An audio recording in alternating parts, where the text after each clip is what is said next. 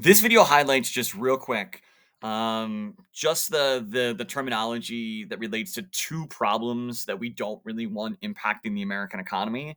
And then if these things do exist, there are certain steps that different parts of the government could take to sort of like try to reduce their impact.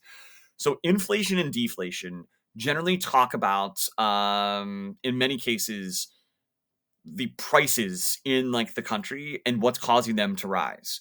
So if we have periods in like right now in which inflation is occurring, that means the prices across the board are generally increasing, right? And it's everything becomes more expensive, right? Like right now, literally the prices of all products are going up.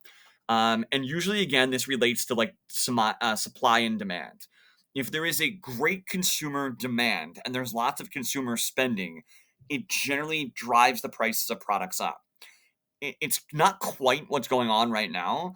Right now, it's not like there's so much like demand. It's really the supply. Still like leftover effects that businesses are saying from COVID, supply chain shortages and worker shortages that businesses are having a hard time pushing out the amount of product that they would like to.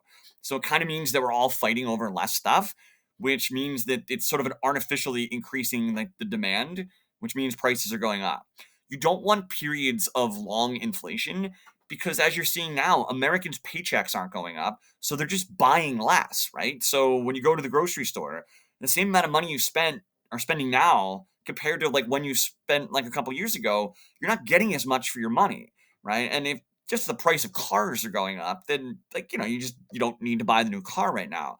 But when the prices of basic products are going up that Americans need, whether it be food or medicine or gas for your car, that's not great because Americans are having a difficult time financially affording these things. On the flip side, you don't really want long periods of deflation either, where like the prices of products are like plummeting because there's not a demand for them. This is not good for businesses if the supply of the products is exceeding demand because prices sort of like crash. And then you think about like what steps does a business have to take if they're making less money? Well, they might have to lay employees off or reduce wages or things like that. So you don't want long periods of inflation, you don't want long periods of deflation, and there are certain steps that the government can take to either encourage spending to fight against deflation or to discourage spending that may fight against periods of inflation.